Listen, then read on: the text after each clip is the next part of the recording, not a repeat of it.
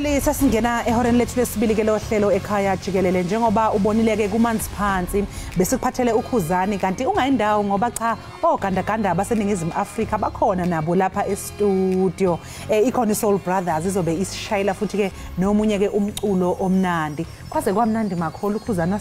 uyasinisa lapha into endiyisine yona hayi sibamba ngazibini khuzane jonga uchukumise into ndava jonga inyuka ngomqolo ndaxhensa ndibile xhopho kungokwinje Bukeli manibulise ndibhotise kubabukeli bethu kumakhaya ngamakhaya ngoku ke singena kwiyure yethu yesibini yenkqubo emva kokuba kaloku yokuqala besiyibethe sayosulela inhloko nalapho ke besijonge khona kumalungiselelo okutyalo komntwana ubuthelezi kulena ke iyure sizacela kakhulu kwezemidlalo kunye kaloku nentaphane yomculo echukumisa inghambu yenhliziyo yakho bonile kaloku njengokutshilo ugqawamo mamtshali into okubana besinayo ukhuzane yeyisaqhela iqhwana sabila xhopho sibamba ngazibini kuyo iBlue Nation kanti ke mbukeli saqhubeka novimba wethu sikuphathele konke okuqhubekayo apha ekhaya naphesheya kwamalahle wena nje qiniseka kuba uthenqa ezonqakumba zamehlo siboleke ezondlebe ezinhle kakhulu sikuphakele izitshisa enye futhi indaba emnandi ukuthi ukhuzana akahamba usazobuya futhi azosinika elinye iculo lakhe lemnandi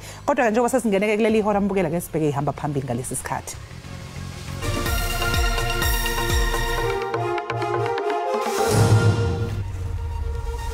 Iyatshalwa kusasa undunankulu kaZulu kanye nomsunguli weqembu inkatha Freedom Party uMangosuthu Buthelezi imbabazane yakho thama ekuthatheni kokusa kwangomgqibelo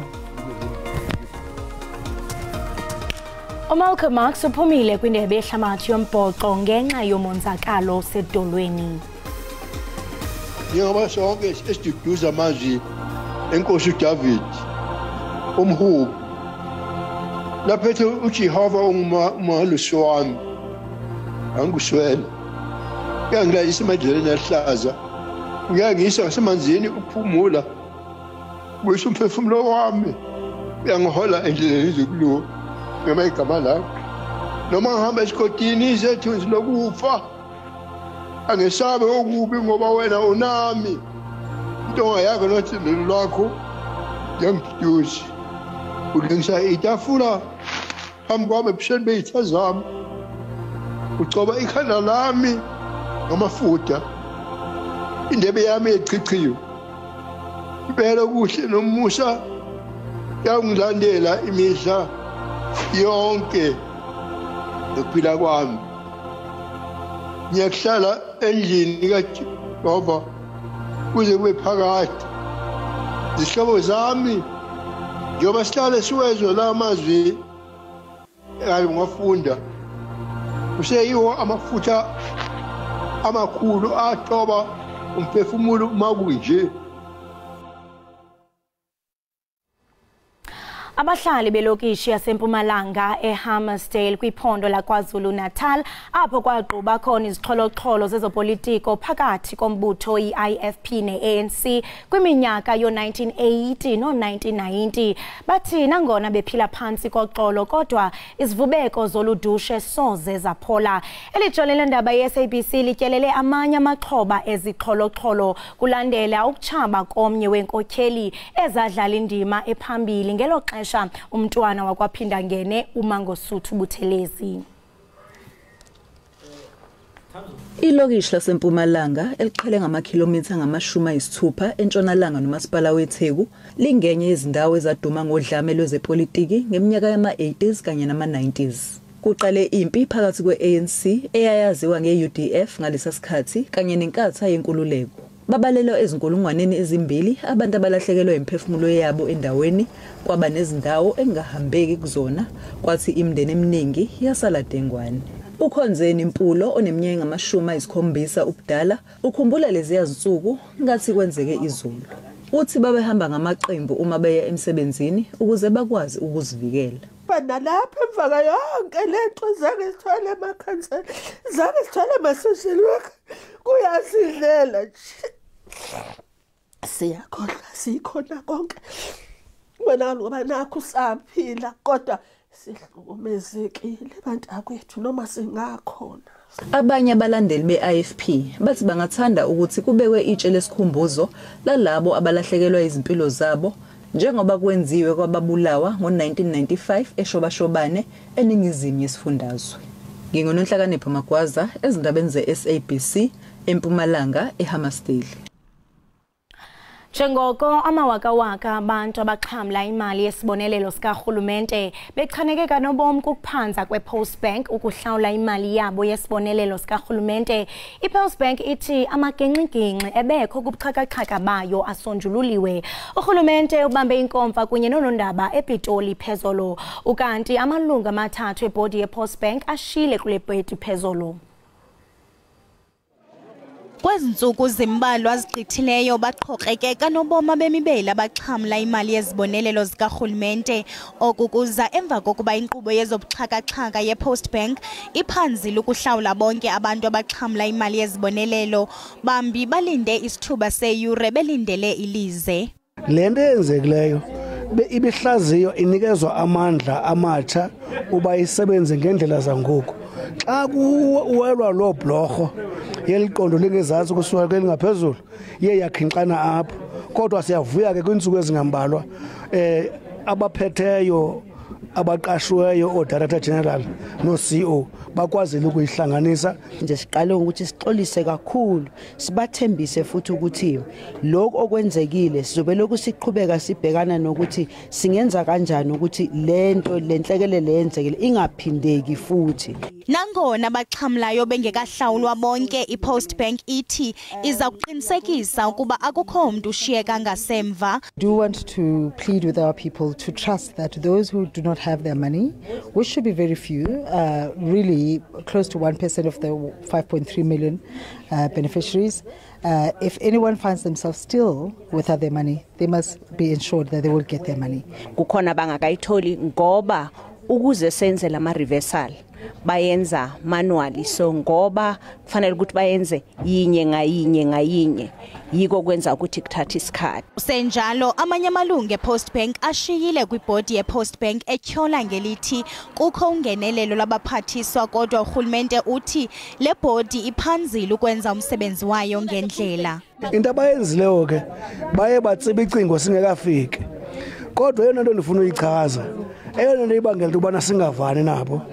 kunezindlela ezithile abaqasha onobhizinesi abasebenzela urhulumente ezingekho mthethweni nemali ezinkulu ezibhatalwayo. Abo basadibana nemingeni bayabongozwa ukuba baqhagamshelane nesebe lezophuhliso loluntu kunye ne-Post Bank ukuze bafumane uncedo.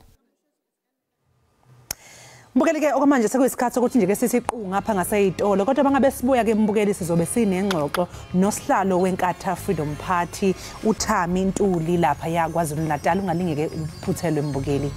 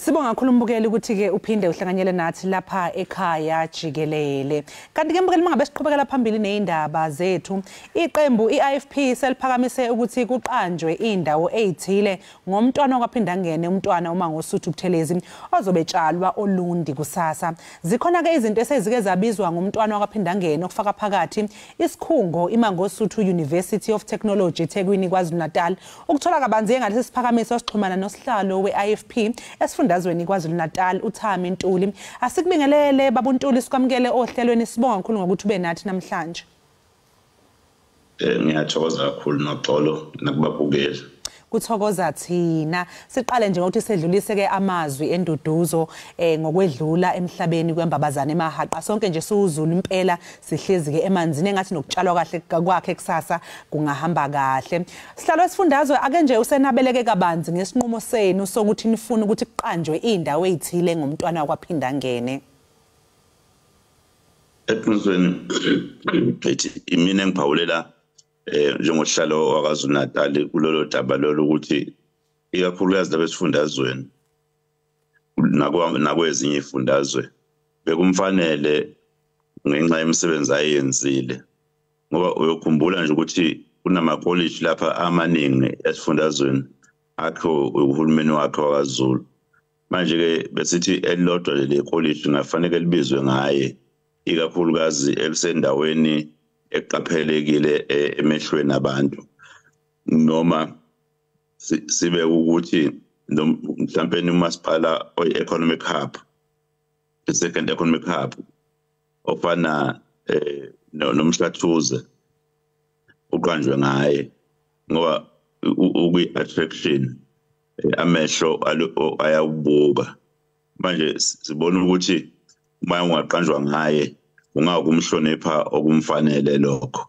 ngoba sinenkolelo ukuthi yakubona kodwa lokho ungafanele ihlonze ubuyokhumbula ukuthi nomgwaqo lo uMangosuthu highway owawuqanjwe ngaye babe sebewushintsha labakhona abakhongolose labahulumeni balisuse igama lakhe. Manje ke uma ngempela nabo bekhuluma indaba ye-reconciliation futhi befuna kubuyiswane ngeqiniso, yilezo zinto lezo ezagcina zimendleleni ofanele bayilungise ngoba ingxoxo sinazo nabo sasikuphawulile lokho ukuthi uma ndingalungisa ke lolu daba lolu ngoba umgwaqo oveluqanjwe ngaye futhi uqanjwe ngaye nje hayi ngoba uqanjwa njengoba naye iMangosuthu University of Technology uqanjwa kwaye ngaye umntwana kufanele izwe lazi ukuthi ingoba yasungulwa uye ohamba wayakubahlobo bakhe ekhala ngokuthi izingane zabantu abampesholo azikwazi ucosha indawo ikhungo ukuba ziyokwenza iqhuba ifundo kwimfundo ephakeme. Base ke bemnika inkece ke wasungula ke le university liyana futhi wayisungula emakhaya eMlazi ngoba wangathi kwathuthuka ngaka na uMlazi wayisungula nje lokushini nje eMlazi. Lo mgwaqo weMangosuthu highway uyakhona lapho ubheke khona lapho kokomlazi udlulele naphambili ke kwezinye indawo kodwa siyafisa ukubona kuba khona lokho kuhlonisha ngoba uyokhumbula ukuthi baningi abaholi oqanjwe ngabo ikhungo eziningi abanye ezingeke sikhombe ngisho isicucu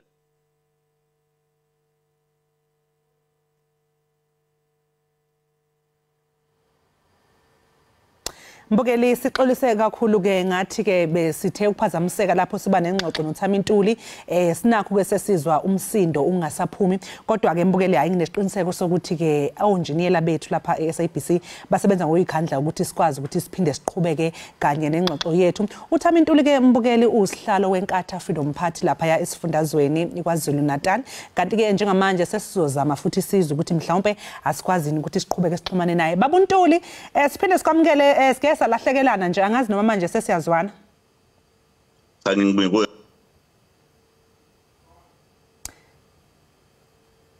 Baba Ntuli engabe mhlambe sesiyazwana sesiyatholana? Yebo ngiyathola ngapha. Sibonge kakhulu. Hayi ungaqhubeka baba besakhuluma ngokuthi ke nihlongoza ukuthi kube khona indawo ezobizwa ngembabazana emahaqa. Abanye abantu bangasho phela ukuthi zikhona ezinye indawo eseyivele eqanjwe ngaye njengoba nawe ukade ke ubalula indawo ezifana noma ngosuthu ukuthi University of Technology ukuthi yena isizathu ngoba yasungulwa uye kanjalo wabalula ke uthi mhlawumbe nezinye niyafisa ukuthi kube noma nekolishi elilodwa elingabizwa ngaye mhlawumbe ngaphandle kwekolishi kanjalo ke nayo indaba yomhlathuze lo owubalile ukuthi nifisa ukuthi ubizwe ngaye ngabe zikhona ezinye indawo enifisa ukuthi ziqanjwe ngaye ngibona ukuthi phela lokho kungakubonisana kahulumeni laba basemagunyeni babo ukuthi iziphi ezinye indawo ngoba njengoba ngiphawula ukuthi kuneyindawo eziningi eqanjiwe la ngisho amalokishi aqanjwa ngamagama abaholi abathize abake baba khona kodwa ongakwazi nokhomba ngisho yodwa into ukuthi nansi into abayenzela abantu abasaphila ngayo namhlanje kanti indlela ahluke ngayo umntwana waphinda ngene ukuthi yena unezinto azenzayo ngoba nazi izikole lapha kwaZulu-Natal more than 6,000 classrooms awasungulayo ngoba ngisho isikhathi kunesikhathi sodlame bekushiswa izikole kwamanye ama-province azange ishiswe la ngoba wayethi imfundo ibalekile basicela abaholi ukuba bangaphandle bangahlala esifundazweni kube ingane zabe izofunda la wabavuma cha zize izofunda mangezokushisa izikole manje mangabe singenaso isikole nesodwa esiqanjwe ngaye okuyisikole semqoka emlandweni walapha eNingizimu Afrika kobe kusho ukuthi akenze ubulungiswa kuningi akwenzile engibona ukuthi izinto ezongafanele kuxoxwe ngazo ubukuswane ukuthi kwenziwa kanjani ukuthi ahlonishwe phela ukuze igama lakhe ngempela lihlale ligama eligamele wonke umuntu ngemsebenzi ayenzile njoba nomongameli wezwe nje umsebenzi wokubekwa kwainkosi eyibeke yaba sesigabeni sokuqala isigaba sokuqala ke asinikezwa nombani sinikezwa abantu ababambe iqhaza elisemqoka kakhulu empilweni zabantu futhi kujwayele kuba omongameli bezwe manje ke lokho uleso sigaba nikezwe sona sikhombisa ukusobala ukuthi ngempela asenze lutho kahle ukwazi ukugcina izinga lakhe lapha emhlabeni Ingabe ke lesi siphakamiso mhlawumbe sokuthi ke nihlongoza ukuthi ke kubizwe indawo ezithize ngaye ke umntwana wakwaphinda ngene ingabe nibona ukuthi kunamuphi umthelela ikakhulukazi nje ngomlando ke othinta umntwana wakwaphinda ngene noma osekhotheme futhi ngiyezwa nje ukuthi ukuthinta ukuthi lokhu phela kuzokwenza ukuthi igama lakhe laziwe isikhathi eside futhi nje kuphakanyiswe ngenxa yemisebenzi yakhe aseyenzile mhlawumbe ikuphi enifisa ukubona ukuthi mangathiwa ziyaphumelela ingxoxo seziyabizwa ke lezo ndawo ngaye ikuphi okunga isizwe singatholani ngalokho kanjalo futhi nje negama lakho ukuthi liqhubeke isikhathi eside kuzokwazi ukugcina umlando wezwe lakithi ngoba uma ukhuluma ngomlando kusuka esikhatheni somzabalazo kuze kulwela inkululeko akwazi ungalibaluli igama lomntwana aphinda ngena awupheleli uma ungazange wabalula igama lakhe ngoba ngabaholi abaningi bayisho lo bona banye bazibashe beqophe phansi uDr Kenneth Kaunda nje na wayevumela washo yena ngomlomo wakhe ngo2019 silapha na eZambia ethi uyathokoza ukuthi aphinda abone ushenge esadlanhlavana ukuze ambonge ukuthi amukele umyalelo abamnikeza wona ngesikhathi amaqembu sevalwe umlomo abanye beboshiwe abanye besekudingisweni ukuthi ayosungula membership based organization ayisungulayo ke ebeke engcupheni impilo yakhe neyomndeni wakhe futhi lokho akulekisizanga kuphela eNingizimu Afrika ukuthola inkululeko kodwa kwaze kwaba nomthelelo nasemazweni abo eAfrika esholo ngomlomo wakhe uDr Nelson Mandela esejele evakashelwe uOlusegun Obasanjo wayemongameli waseNigeria uyafika uyambuza ngoba ezudumo likaButhelezi uthi uhuzi Buthelezi uyamphendula uthi uButhelezi omunye obamba iqhaza elisemqoka ukuzabalazela inkululeko ngendlela yakhe ziningi indlela zokuthi ukwazi ukufeza lokho okusuke kufanele kufezwe hamba umtshele lo mlayezo lo uthi ngisho njalo uthi waphuma ngempela uhamba wamfuna wafika umnikeza umlayezo wami kaMadiba kanti uMadiba uqobo lwakhe uqophe phansi encwadini yakhe ehlosi idlo ngokuthi freedom ukuthi ngenkathi ephuma ejele wabonga umntwana ngokukhulwa kwakhe ejele manje ke lo umlando ofuze lo mkhulu kakhulu kabi ngoba iwona wasilethela inkululeko bekhuluma inkosi ehola indlu yamakhosi la eNingizimu Afrika ibonga ifike lapha ekhaya kwaphinda ngene ukuthi ukuze bona amakhosi baqhubeke baba amakhosi ukuthi kube khona uqoqshwe phansi kumthetho sisekelo ingoba yena neqembu alisungula iIFP bathi ngibangamane bangangena okhethweni ngo1994 uma amakhosi kunendawo yesilo ungaqoshiwe phansi nangempela lokho kwenza ukuthi ubukhosi bube khona futhi wakwazi ukumelela ke nje ngisho kule ntando yeningi ngazo sonke isikhathi ngoba behlala ekhala nangalomthetho lo ukuthi amakhosi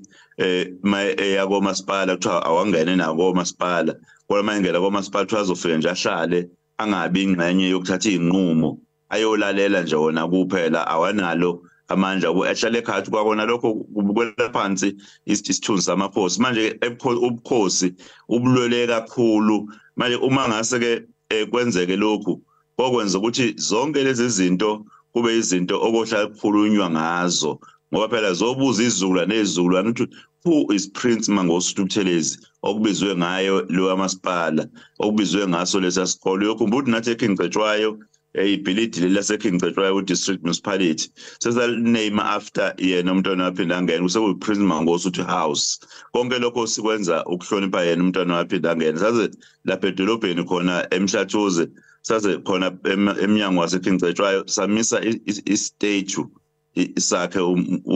sakhe umntwana waphinda ngene manje sifisa ukuthi kwenzeke izinto ezifuze lezo ukumhlonipha njengoba ubona abahola abaningi behlonitshiwe nje uma uhamba yonke iNingizimu Afrika le uyabona abahola abazingeni lakhe abafana noDr Nelson Mandela uyathola ama-statues zabo uyathola indawo eziningi ziqajwe ngabo obaba Oliver Tambo uyathola kuqajwe ngabe indawo eziningi manje bonke obaba Walter Sisulu ngikhuluma ngoza kwabo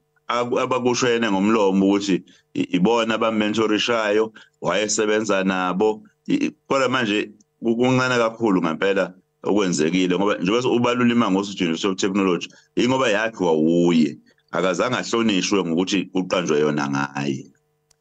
omunye umuntu ke angathi umntwana wakaphinda ngene bekuwumuntu obeka phambili idingo zabantu ingabe ke umasipala lo okade ukhuluma ngawe babuntuli wasemhlathuze ngabe ke nawo uhlinzeka ngendlela yini ke abantu ngezidingo ufanele yini ukuthi ubizwe ngembabazana emahaqa ufanele kakhulu ngoba uyokhumbula ukuthi noxolo njengoba umbiko lo kaMcwane ngimabhuku iminyaka ilandelana uhlale uthola imbiko ehlanzekile engenagcopho i-clean audit kanti umasipala njengoba umhlonishungwezi ekhona ewumeya impela abantu balapha ngoba phela njengoba nami ungaphansi kwa district le Kingcetshwayo ngiyakwazi nami ukuxoxela ukuthi abantu bona uqobo banamuphi umuzwa ngomasipala bayakubona impela ukuthi ukhona manje umehluko obuyisa inhlansi yethemba miningi nemisebenzi ke abayenzayo kwamina engeke ngibothi lapha kusizwa abantu balandela wona umgomo wa umntwana okunye abasanda kwenza nje okuhambisana no self help and self reliance okomgomo uyisiza nokuzenzela owaqhamuka naye umntwana waphinda ngene uhulumeni lo akaZulu manje bexhasa amabhizinisi balaba basafufuza emabhizinisini bebaxhasa bebanikeza izinto ezonza amabhizinisi abo athuthuke lokho kukhombisa ukuthi bakhona impela benza kona impela lokho abantu abakufunayo kuningi abakwenzayo kodwa bengiphawula nje kodwa kuphela ukuthi ukusebenza kwawo njengamanje kukhombisa ukuba nozinzo okhulu engathi ma umntwana eqanjwe ngawo ngempela nabo kubakhuthaze ukwazi ukuthi phela kufanele babeke phambili impilo zabantu ukuwa konke abakwenzayo ngoba umntwana ukushumayele lokho kwaze kwasigcineni ekhuluma nathi njengemeya eze IFP ukuthi abantu singabajabhilisi abantu njengoba besivotelile bazivotele ngokusethemba kufanele ukusebenza kwethu ngempela kufeze zona lokho okuyizidingo zabo. Sibonge kakhulu ke ngesikhathi sakho omhlonishwa sikufisele nje nosuku oluhle. Sithokoza kakhulu noxolo ngoba nalapha e-legislature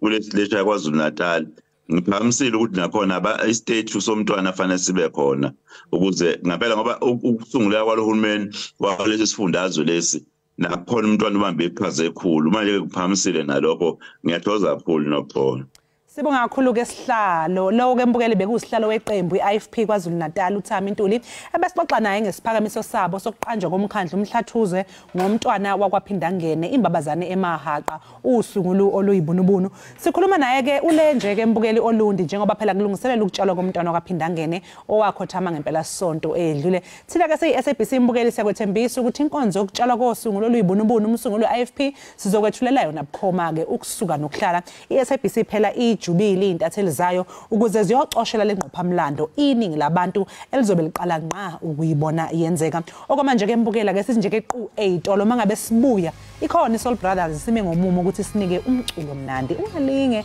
uphuthele hlala kanjalo ungayithinti lonke inopho. Izulela abathunaka mama Apula Izulela uche Samajuda Yena wa inkosi yoko Ambula lumeli wezulu Ambula alucheso majuda. Siphinde ke sikwamukele mbukeli lapha ekhaya Jikelele njengoba ke mbukeli besikwethembisile ukuthi lapha e-studio sikuphathele abaculi abacula kamnandi ushayile ukhuzani earlier njengamanje ke mbukeli njengobuzwa nje awuzwe nje ay isifikile ke iSoul Brothers mbukeli izoqala ke isinikeze umculo wayo iculo lapha bazoqala ngalo lithi ke uyothanda na Soul Brothers.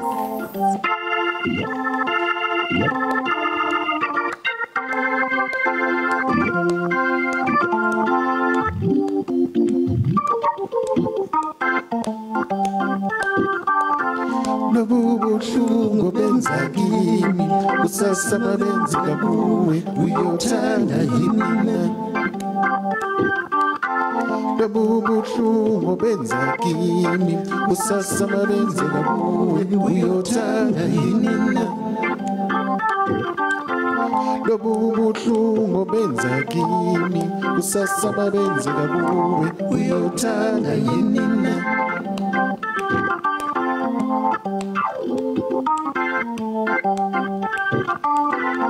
Iyazama ngayo yonke inhliziyo yami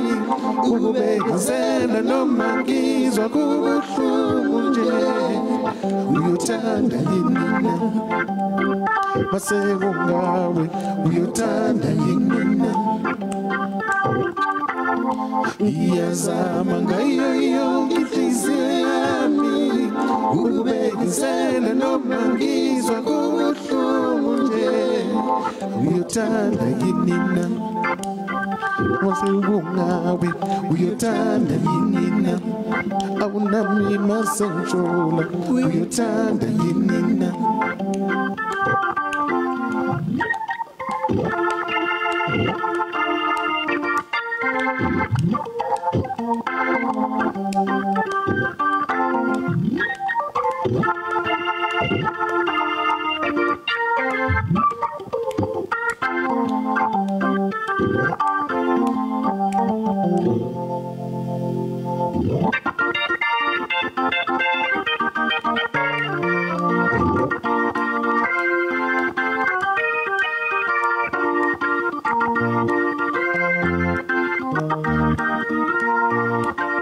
Sithi mama kasibongile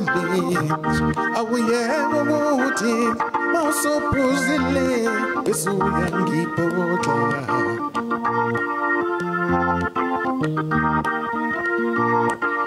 Sithi mama kasibongile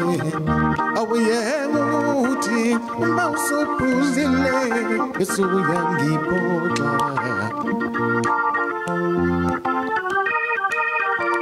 Mina ngifuna ukuthi amakhelwane basibone sixabana.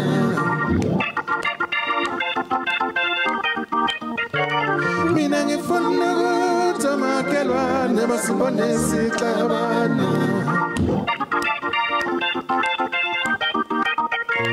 Mina ngifuna ukuthi amakhelwane basibone sixabana.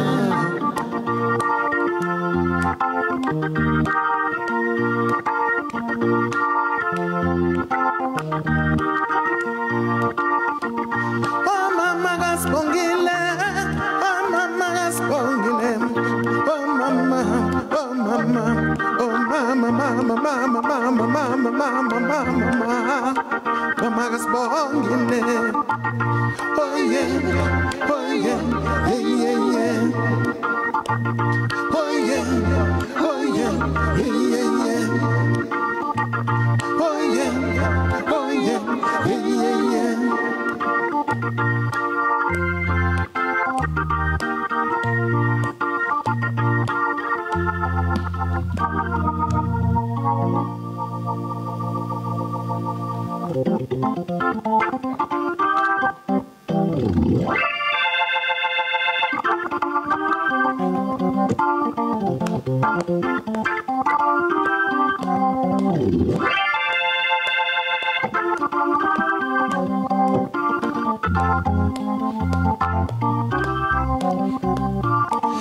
Nina mantombazane, nina mantombazane, musa nokudlala ngathi.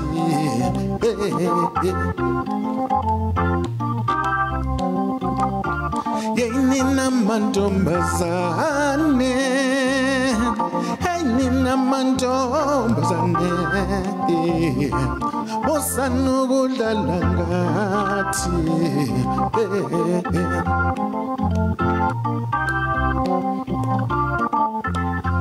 Nifike nijole nathi bese nijika futhi nithi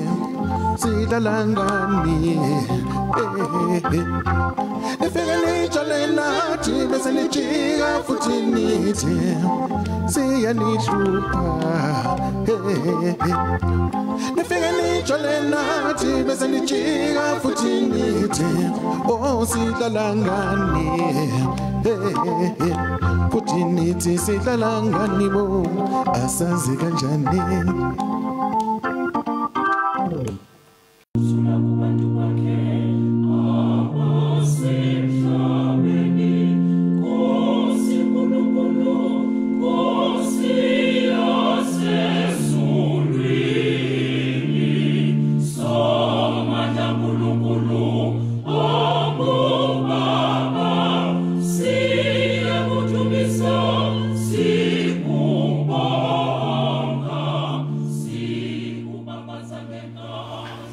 Siphinde sikwamukele mbukeli ekhaya Jikelele, sibonge kakhulu ngokuthi usahlanganyele kanye nathi lapha ekhaya. Ukwedlula komuntu emhlabeni kuletha imizwa kanye nobuhlungu obungefani einhlizweni zalabo abebemthanda. Kuyaye kuntsontsothe kakhulu ke mbukeli uma ngabe kwedlula emhlabeni umuntu omaze usemncane usebomvana wakhula ephambi kwamehlo akho naze nagcina niba nombono ofanayo wezinto nje ke ezithinta inhlalo yabantu. Baningi ke mbukela abantu esesikhulume nabo njengoba kukhotheme umntwana wakwaphindangene imbabazane emahaqa. Namhlanje ke sixoxa nomuntu owaphila nomntwana wakwaphindangene iminyaka ngeminyaka njengoba abayilungu leqembu ukusuka ngonyaka u1975. Ingabe ugwala wahehwa yini ukuthi abe yilungu leqembu lomntwana ebelazelaphi elibonephi futhi ingabe ke umntwana wakwaphindangene wayenjani nje uma ngabe thukuthela ingabe wayesiqiniseka kangakanani isandla umebona ukuthi kukhona lapha kungahanjiswa khona izinto ngendlela. Lokhu ke mbukeli sizokuzwa ngelinye lamalungu amadala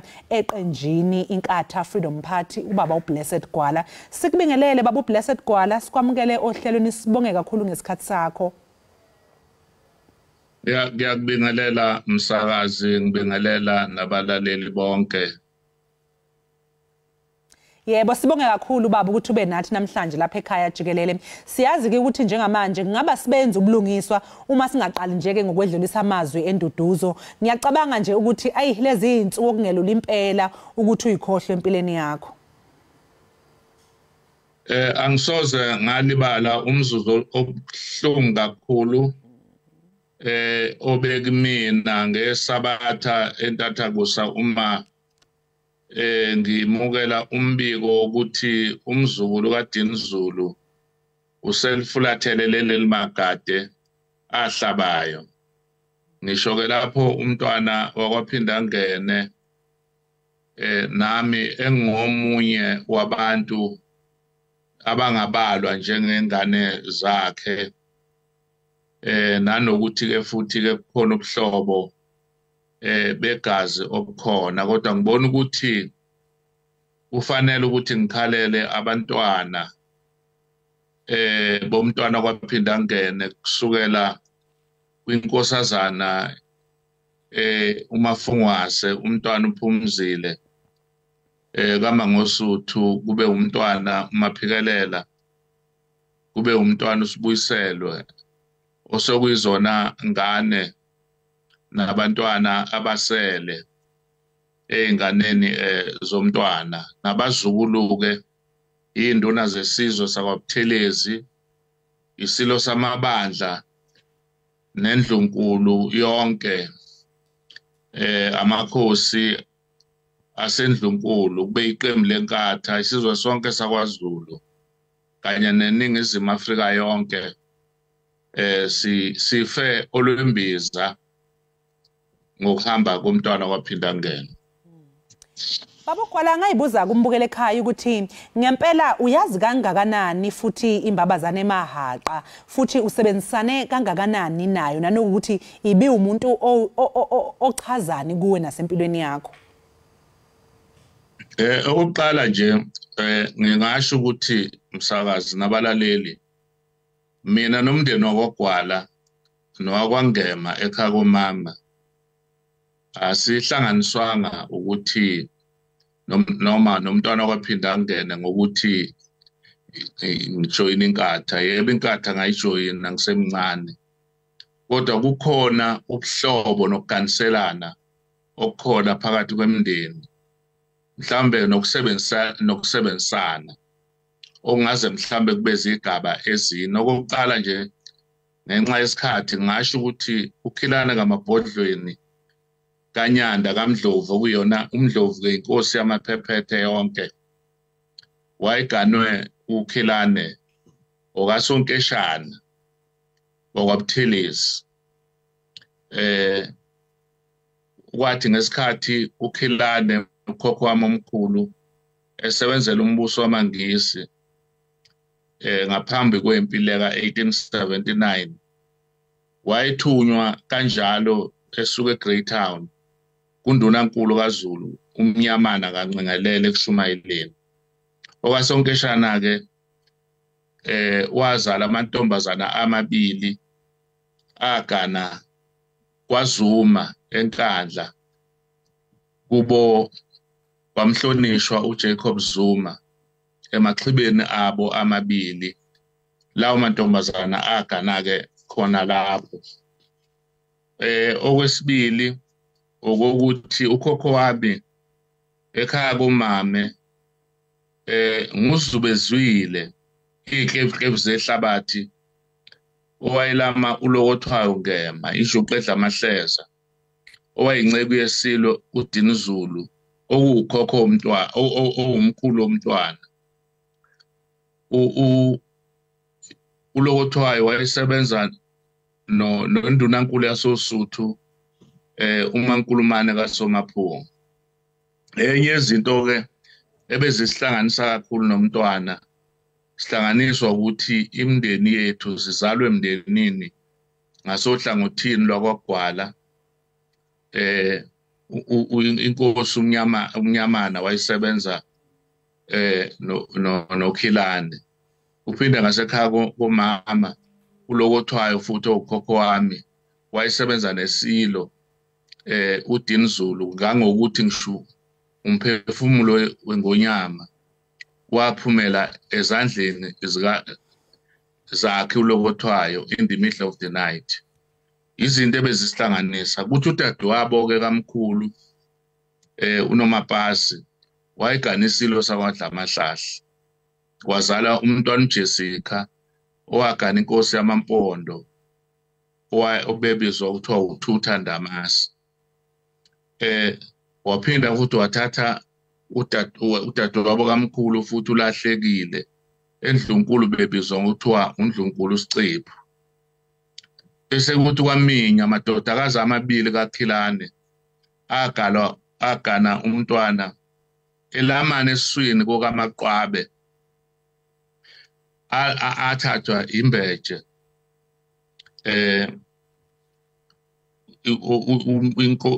umntwana umnyayiza kaNdabuko. Kanti futhi omunye udadewabo kamkhulu wagana igama lakhe kuthiwa uZethukile, wagana umntwana utshele ndoda kaDinizulu. Bese kuba khona-ke nje-ke ezinye iy'ngane namadodakazi nabazukulu bakhe uKhilane abagana eNdlunkulu ongababala uzofike emashumini amabili. Ngakho-ke ngiyathanda ukuthi lokho kucace ukuthi akuyona nje IFP. Bese kuthi umkhulu wami ukhokho umkhulu wami obizwa ukuthiwa uSibabi kaMgqibelo ozala uMantshi lo kade ekhona la eMahlabathini usehambile emhlabeni, wayishayelela inkosi uMathole, wazobuye washayelela umntwana kwaPhindangene. Ngakho kwaPhindangene kusekhaya. I-IFP isifika-ke ngo-1974 ilapho-ke la ngabe-ke umuntu eseba namashushu-ke kuze kufike usuku luka-75 mhla ka-21 March ukuthi umuntu ayijoyine i-IFP. Yebo babugwala, uke wabonakala-ke emuva nje-ke ubhala incwadi eyayivikela imbabazane ulunqamuka izandla ngodaba-ke oluthinta ukungaboni ngasolinye phakathi kweNgonyama uMisuzulu kanye nomntwana wakwaPhindangene. Akusilandise nje ngomuzwa owawunawo ngesikhathi ubhala lencwadi. Umuzwa enganginawo umsakazi nabalaleli lo ukuthi njengoba sengikhulumile ngendaba yesilo uDinizulu ukuthi sahlupheka kangakanani. Umama uNkulunkulu besasibusile ngaye una 103 years. Umlando omningi omunye benguncela kuyena nakomalume ukuthi ingane lekaDinizulu umzukulu umntwana kwaPhindangene uzaleke special njengoba namagama akhe akuwona amagama wawaqanjwa engakazalwa. Uzalelwe lo msebenzi kodwa ukukhulu kokuba akhusele iNdlunkulu futhi iNdlunkulu uyikhuselise ngobuqotho nanokwethembeka esizweni engazuzi ngisho uzuka noma uThubhobho. Ilokho kube kwenza ukuthi amandla akhe siwalelwe hayi njenge-IFP nje kuphela ngoba ne-IFP nomsebenzi omningi yawenza ukuba iNdlunkulu ibe kulesi simo ekusona, engabala imisebenzi eminingi eyenziwe i-IFP ngesikhathi ihola uhulumeni wakwaZulu ngaphambi kwa-1994. Amadlinza nje onke amakhosi avuselelwe uyena umntwana wakwaPhindangene. Igodlo zesilo besikhona siyingxenye ngisho lapha esibayeni enyokeni ithina esasigawula ingodo igcobo lezi zokwakha lapha yana.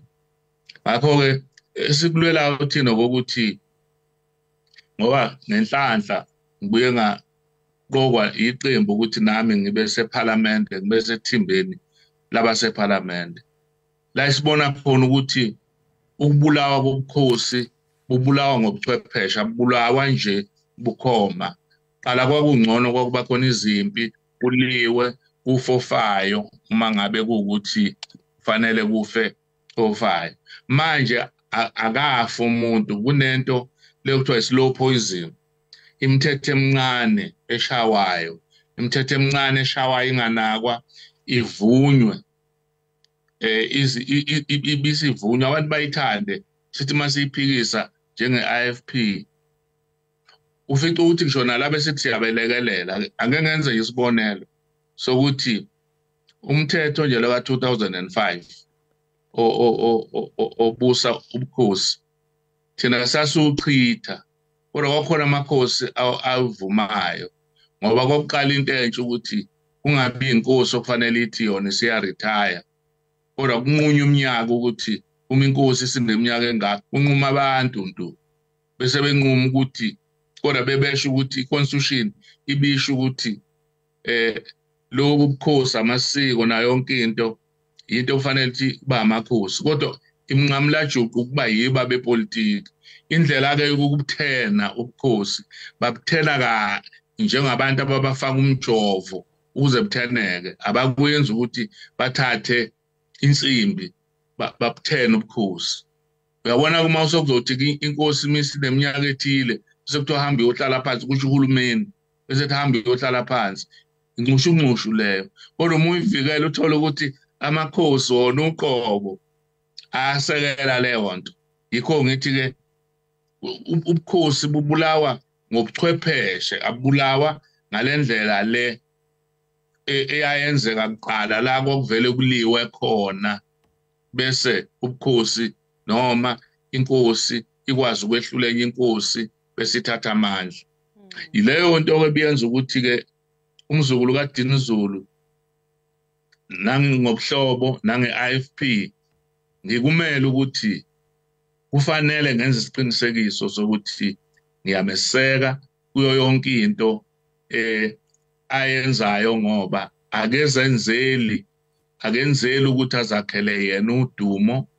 kodwa iqiniselo ukuthi ufuna ukushiya ubukhosi busezingeni eliphezulu. Yebo babugwala sesiphetha nje ke ngenxa yesikhathi besicela nje usiqaphuqaphu nje umzuzu ube wodwa nje vo uphefumule ngombono wabantu ke asebethi ukhothama komntwana wakaphinda ngene sekungadala ukuthi kubonakale ifadabala iIFP. Abantu abasho njalo dadewethu nabalaleli abantu abevele nje iIFP ingekho enhlizweni zabo nabafuna ukuthi ife ngoba angazi ukuthi bathwase nini ukuthi babe izangoma zokubhula ukuthi iIFP izophela ngoba umntwana ufundisile kukhona igoma zabaholi umntwana ayifundisile ubuholi ke yibo lobo ukuthi uma umholi awuthi usithela bese kuficala ukuthi abekho okomanda bakho okwazile ukuthi ubatrain ukuthi baqhubeke nempilo umntwana kukwenzile lokho kuphela thina esingagcizelela nesicela ukuthi isizwe sisikhulekise iloko kushiwo umhlonishwa uZondi lapha ku memorial service ukuthi